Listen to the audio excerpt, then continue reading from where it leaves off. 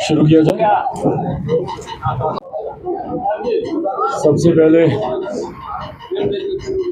इस प्रेस वार्ता में आने के लिए आप सबका सुझाव से उनका घोषणा पत्र तैयार हो, उन्हीं के सुझाव से ये विजन डॉक्यूमेंट तैयार हो, जहां इसका एक बड़ा हिस्सा पहले ही तैयार किया जा चुका है, पर उसमें जो और सुझाव आएंगे इस व्हाट्सएप के माध्यम से, उन तमाम सुझावों पर भी चिंतन किया जाएगा, उसकी भी समीक्षा की जाएगी और जो भी ऐसे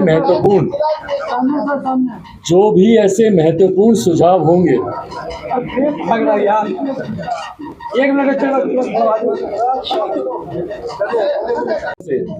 एक समिति का गठन किया गया है जो इस बात को निर्धारित करेगी कि जो भी सुझाव आ रहे हैं और उसमें तमाम प्रकोष्ठों के हमारे प्रदेश अध्यक्ष हैं, उनके प्रकोष्ठों के भी द्वारा कई ऐसे विषय हम लोग की जानकारी में आएंगे। युवा, महिला, अति पिछड़ा हो, किसान प्रकोष्ठ हो, मजदूर प्रकोष्ठ हो, अल्पसंख्यक प्रकोष्ठ हो, जितने भी ऐसे प्रकोष्ठ हैं उनके माध्यम से छात्र प्रकोष्ठ हो।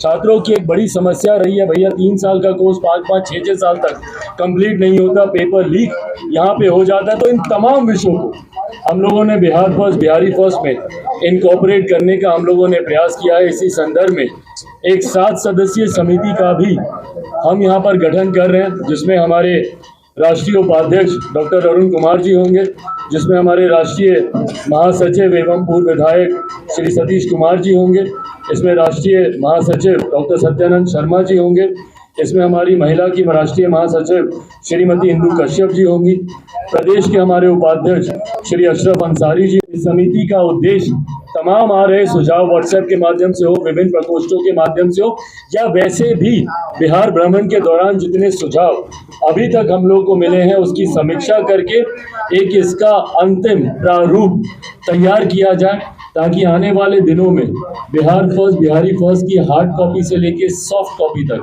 घर घर तक हम लोग पहुंचाने का काम करें। इसकी विस्तृत जानकारी मेरे सारे सोशल मीडिया प्लेटफॉर्म्स पर भी अवेलेबल होंगी। ट्विटर प्लेटफॉर्म हो, फेसबुक का हो, इंस्टा का हो, जितने भी हमारे सोशल मीडिया के प्लेटफॉर्म्स हैं उस पर भी इसकी विस्तृत जानकारी वहाँ पर दी जाएगी कि अभी तक हम लोग क्या सोच रहे हैं, आने वाले दिनों में क्या क्या सुझाव आ रहे हैं, या उसके माध्यम से कहाँ पर लोगों को सुझाव देने हैं। तमाम नंबर्स भी सोशल मीडिया प्लेटफॉर्म पर सबके साथ शेयर किए जाएंगे। तो अब इस उम्मीद के साथ कि आने वाले दिनों में बिहार और बिहारियों के सपनों का बिहार बने, ना कि किसी नेता और राजनीतिक दल की महत्वाकांक्षाओं का, इस सोच के साथ बिहारी फर्स्ट हर एक बिहारी की भागीदारी की उम्मीद रखते हुए इस बिहारी फर्स्ट को आगे लेकर जाने का हम लोग प्रयास कर रहे हैं। ये एक महत्वपूर्ण जानकारी, क्योंकि लोकसभा के चुनाव समीप है और पूरी तरीके से पार्टी अब चुनावी मोड में उतर गई है।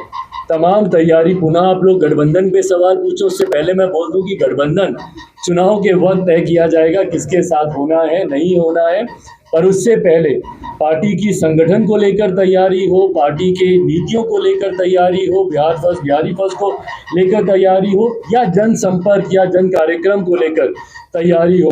आने वाले दिनों में नवंबर में हम लोग पार्टी के स्थापना दिवस के दिन पटना के गांधी मैदान में हम लोग एक बड़ी रैली का भी हम लोग आयोजन करेंगे, जो कि कहीं ना कहीं चुनाव की ठीक पूर्व संध्या के आसपास होगी। 28 नवंबर को पार्टी का स्थापना दिवस होता है, उस दिन लोक जनशक्ति पार्टी रामविलास एक बड़ी रैली पटना के गांधी मैदान में करने जा रही है। तो जनसंपर्क के माध्यम से हो, नीतियों के माध्यम से हो, संगठन के माध्यम से हो, प्राथमिकता 2024 और उसके साथ या उसके बाद होने वाले बिहार के विधानसभा चुनाव की तैयारी को लेकर अपने आप को तैयार करना है। इस समिति का उद्देश्य तमाम आ रहे सुझाव व्हाट्सएप के माध्यम से हो, विभिन्न प्रकोष्ठों के माध्यम से हो, या वैसे भी बिहार भ्रमण के दौरान जितने सुझाव अभी तक हम लोग को मिले हैं उसकी समीक्षा करके एक इसका अंतिम प्रारूप तैयार किया जाए, ताकि आने वाले दिनों में बिहारी फर्स्ट की हार्ड कॉपी से लेके सॉफ्ट कॉपी तक घर घर तक हम लोग पहुंचाने का काम करें। इसकी विस्तृत जानकारी मेरे सारे सोशल मीडिया प्लेटफॉर्म्स पर भी अवेलेबल होंगी।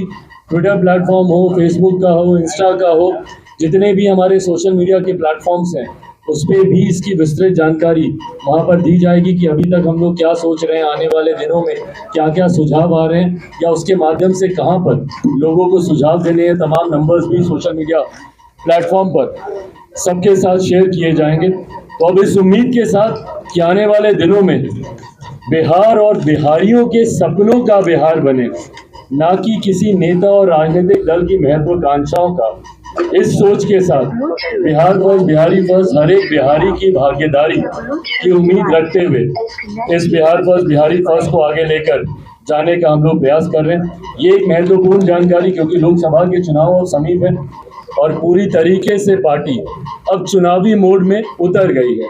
तमाम तैयारी, पुनः आप लोग गठबंधन पे सवाल पूछो, उससे पहले मैं बोल दूं कि गठबंधन चुनाव के वक्त तय किया जाएगा किसके साथ होना है, नहीं होना है। पर उससे पहले पार्टी की संगठन को लेकर तैयारी हो, पार्टी के नीतियों को लेकर तैयारी हो, बिहार फर्स्ट, बिहारी फर्स्ट को लेकर तैयारी हो, या जनसंपर्क या जन कार्यक्रम को लेकर तैयारी हो। आने वाले दिनों में नवंबर में हम लोग पार्टी के स्थापना दिवस के दिन पटना के गांधी मैदान में हम लोग एक बड़ी रैली का भी हम लोग आयोजन करेंगे, जो कि कहीं ना कहीं चुनाव की ठीक पूर्व संध्या के आसपास होगी। 28 नवंबर को पार्टी का स्थापना दिवस होता है। उस दिन लोक जनशक्ति पार्टी रामविलास एक बड़ी रैली पटना के गांधी मैदान में करने जा रही है। तो जनसंपर्क के माध्यम से हो, नीतियों के माध्यम से हो, संगठन के माध्यम से हो, प्राथमिकता 2024 और उसके साथ या उसके बाद होने वाले बिहार के विधानसभा चुनाव की तैयारी को लेकर अपने आप को तैयार करना है। भाई बिल्कुल होनी चाहिए जांच, बिल्कुल होनी चाहिए, क्योंकि बिहार की जांच पर भैया कौन विश्वास करेगा। अगर इन्होंने सही में इन्होंने जांच करवाई होती और अगर ढंग से जांच हो गई होती तो वही पुल दोबारा इस तरीके से नहीं टूटता, इस तरीके से नहीं गिरता। पहली जांच की रिपोर्ट उस वक्त भी भाई बहुत बड़े बड़े दावे किए गए थे कि पता नहीं IIT रुड़की और कहाँ से क्या, कहाँ है वो रिपोर्ट भाई, किसकी जानकारी में है। पुल निर्माण में था, टूट गया, 2 दिन 4 दिन हल्ला हुआ, सब हुआ, जांच होगी, ये होगा, कार्रवाई होगी। उसके बाद क्या किया मुख्यमंत्री ने? हाथ में हाथ धर के तकिए के ऊपर सर रख के सो गए। उसके बाद दोबारा उनकी नींद कब टूटती है? जब वही पुल पुनः टूट जाता है। और भाई कब से, दशकों से इस पुल के निर्माण का कार्य चल रहा है। कितनी बार इसकी राशि बढ़ाई गई है और इस तरीके से राशि बढ़ती गई। अगर मेरी जानकारी सही है तो 600-700 करोड़ का ये प्रोजेक्ट था। अभी हाल में जब ये टूटा है तो 1700 करोड़ पर आ गया। अभी इसके बाद अगर दोबारा होगा तो ये 2500, 2600, 2700 करोड़ तक ये जाएगा। तो ये पैसा किसका जा रहा है भैया? टैक्स पेयर्स का ये पैसा जा रहा है। और ये पैसा सिर्फ और सिर्फ भ्रष्टाचार की देन चल रहा है ये पैसा। तो ऐसे में जरूर इसकी राष्ट्रीय केंद्रीय एजेंसियों से इसकी जांच होनी चाहिए, क्योंकि मुख्यमंत्री की जांच पर ना बिहार को विश्वास है, ना बिहारियों को विश्वास है। अच्छा, अब यही देखिए, ये दोनों प्रश्न कितने हास्यास्पद लगते हैं सुनने में एक साथ। एक तरफ जो मुख्यमंत्री बिहार में पुल नहीं बना पा रहे, वो विपक्षी ब्रिज कायम कर रहे हैं, विपक्षी एकता का ब्रिज। तो भैया ये जो विपक्षी एकता का ब्रिज है ना, ये भी ऐसे ही धराशायी होगा जिस तरीके से इनका ये निर्माणाधीन ब्रिज धराशायी हुआ। जिस तरीके से इस पुल का हर्ष हुआ है, वही हर्ष इनकी तथाकथित विपक्षी एकता, विपक्ष के लोग एक साथ आके तस्वीरें जरूर खिंचा सकते हैं। और वो तस्वीरें आज से नहीं भैया, हम लोग 2014 से देखते आए हैं। लगातार बार बार ये लोग तस्वीरें खिंचवाते हैं एक दूसरे के साथ हाथ पकड़कर, पर उसके बाद जब चुनाव आते हैं तब तक ये भानुमति का कुंभा बनते बनते बिखर जाता है। ये फिर से धराशायी इसी तरीके से ही होगा। और विपक्षी एकता, राज्यों के मुख्यमंत्री का आपने जिक्र किया, वो ऐसे मुख्यमंत्री हैं जो प्रधानमंत्री बनने की रेस में हैं। वो ऐसे मुख्यमंत्री हैं जिनकी अपनी महत्वाकांक्षा, व्यक्तिगत महत्वाकांक्षा इतनी ज़्यादा हावी हैं कि वो किसी दूसरे दल के साथ गठबंधन कर किसी दूसरे का नेतृत्व स्वीकार करें, ये होगा नहीं।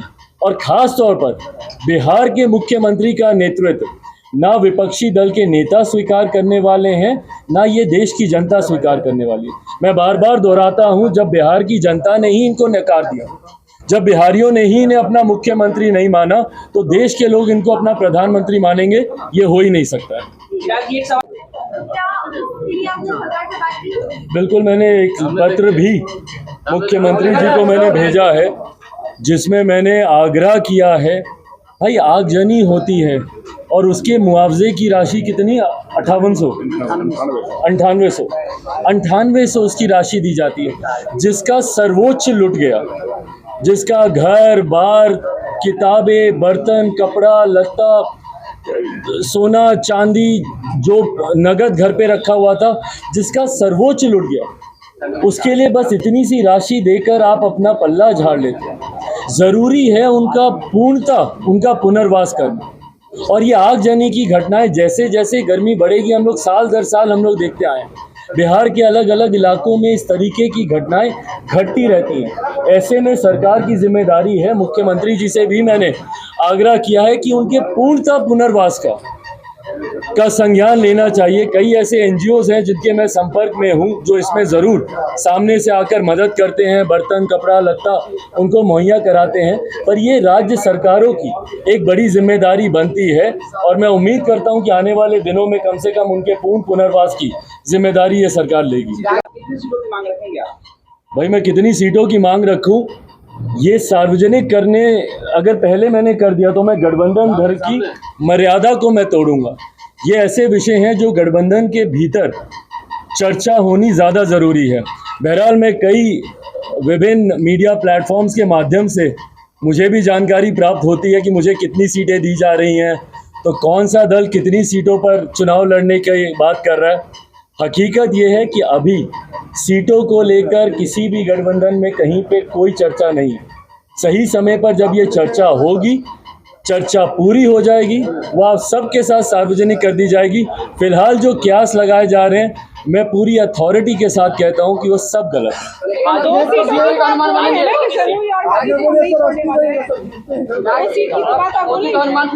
भाई हमारी तो हाजीपुर हमारे पिता की सीट रही है, हम क्यों छोड़ेंगे। हमको अड़ने की जरूरत क्या है भाई, इसमें अड़ने की क्या बात है। हर उस दोषी व्यक्ति पे कार्रवाई होनी चाहिए जिसकी लापरवाही की वजह से या जिसकी गैर जिम्मेदारी की वजह से इतना बड़ा हादसा हुआ है। भाई इस हादसे में कल को कोई बहुत बड़ी घटना भी घट सकती थी, पर अगर कोई ऐसी घटना नहीं घटी, पर उसके बावजूद जो नुकसान हुआ है, और बार बार मैं छवि की बात करता हूँ, बिहार इन्हीं कारणों की वजह से देश में विदेश में गलत कारणों से सुर्खियां बनता। कभी हम लोग का पुल हवा से गिर जाता, कभी निर्माण होता हुआ पुल का एक बड़ा हिस्सा पानी में ढह जाता, कभी यहाँ पे बांध चूहे कुतर जाते हैं। यही कारण है कि बिहार और बिहारियों को इतनी हीन भावना से दूसरे प्रदेशों में देखा जाता है। इस छवि को बर्बाद बनाने में और बिहारियों की छवि को बर्बाद करने की एक बहुत बड़ी जिम्मेदारी लगभग पिछले 2 दशक से रहे हमारे मुख्यमंत्री जी की है ना। उन्हीं के कार्यकाल में ये हो रहा है। आज हम लोग मुजफ्फरपुर गए, वहाँ पे कल खुलेआम दिन दहाड़े गोली मारकर हत्या कर दी गई। आप बताइए, जिस प्रदेश में आँख खुलने से पहले अलग अलग जिलों में हत्याएं हो रही हैं, सुर्खियां हमारा प्रदेश सिर्फ हत्या को लेकर, अपहरण को लेकर, डकैती को लेकर, भ्रष्टाचार को लेकर, पुल गिरने को लेकर, बांध टूटने को लेकर, पुलिस थाने में पड़ी हुई शराब के गायब हो जाने को लेकर, जब इन्हीं बातों को लेकर जब सुर्खियां हमारा प्रदेश बनता हो, यही कारण है कि राष्ट्रीय स्तर पर, अंतर्राष्ट्रीय स्तर पर प्रदेश की छवि खराब होती है। ऐसे में मुख्यमंत्री जी की जिम्मेदारी है कि अपना ध्यान केंद्रित करें इस दिशा की ओर, पर मुख्यमंत्री के पास इतनी फुर्सत नहीं है भैया कि बिहार का एक बार भ्रमण कर ले। आखिरी तस्वीर मुझे दिखाइए, उड़ीसा में एक हादसा हुआ, कम से कम इस बात का संतोष तो है लोगों को कि प्रधानमंत्री सबसे पहले पहुंचे वहां पर। रेल मंत्री वहां पे दिन रात कैंप करके उन्होंने सत्य जानने का उन्होंने प्रयास किया। मेरे मुख्यमंत्री की एक तस्वीर कोई दिखा दो जो किसी ऐसे हादसे पर गए हो, घटनास्थल पर, या कहीं पे हत्या हुई हो, भले इन्हीं के ही महत्वाकांक्षी परियोजना की ढिलाई की वजह से, शराबबंदी से ही कहीं पे कोई हत्या हुई हो। कोई एक पीड़ित परिवार से मुख्यमंत्री जी ने आज तक जाके मिलना जरूरी समझा। तो ऐसे में जब मुख्यमंत्री के पास फुर्सत ही नहीं है बिहार और बिहार की योजनाओं पर ध्यान देने की, परिणाम स्वरूप अधिकारियों का मनोबल है, उदासीनता है, कारण जो भी है, पर इस तरीके की घटनाएं घट रही हैं जिसपे हर दोषी के ऊपर सख्त से सख्त कार्रवाई होनी चाहिए। अगर ऐसी चर्चा होगी मैं ज़रूर आपके साथ सार्वजनिक करूंगा, पर अभी ऐसी कोई चर्चा नहीं है जो मुझे लगता है कि इस मंच पर बताने की जरूरत है। ये जो परोक्ष गठबंधन है वो 28 नवंबर के बाद प्रत्यक्ष होगा। हाँ, परोक्ष गठबंधन जो है आपका ये 28 नवंबर के बाद प्रत्यक्ष करेंगे। भाई मैं कोई समय पे नहीं बांध रहा इसको, पर हाँ जैसे ही चर्चा होती है या बातें अगर होंगी, जब भी होंगी, और कुछ अगर ऐसा लगेगा जो कि साझा करने की जरूरत है, मैं जरूर साझा करूंगा। घटनाओं की जितनी निंदा की जाए उतना कम है, और जरूरी है इन घटनाओं की जांच और निष्पक्ष जांच बिना किसी के दबाव के जांच होनी चाहिए, और जो भी दोषी उसको बख्शा नहीं जाना चाहिए। इस बात को मैं पूरी अथॉरिटी के साथ मैं कहना चाहूँगा, किसी भी राजनीतिक दबाव के तहत आकर अगर महिलाओं का उत्पीड़न कहीं पर किसी भी क्षेत्र में हो रहा है वो गलत है, और उसके खिलाफ सख्त से सख्त कार्रवाई होनी चाहिए। इस नंबर पर आप लोग भी अपने सुझाव भेजें, जो जानकारी आप लोगों के पास है वो संभवतः ये करते ही आए मुख्यमंत्री जी, तभी तो हम बोलते हैं भैया कि इनका शासन प्रशासन लिप्त है। आज भैया अपराधियों की गिरफ्त क्यों नहीं हो पा रहा है? प्रशासन का संरक्षण प्राप्त है इन अपराधियों को। शराबबंदी में मुझे बताइए ना, क्यों नहीं किसी बड़े गिरोह को आज तक पकड़ा गया? लाखों गरीब लोग ही बंद हैं क्योंकि संरक्षण इन अधिकारियों को प्राप्त होता है मुख्यमंत्री जी के द्वारा। और जो ये बोलते हैं मुख्यमंत्री जीरो टॉलरेंस है इनका भ्रष्टाचार के खिलाफ, ये टूटा हुआ पुल भ्रष्टाचार को कितना टॉलरेट करते हैं मुख्यमंत्री जी, उसका जीता जागता उदाहरण है।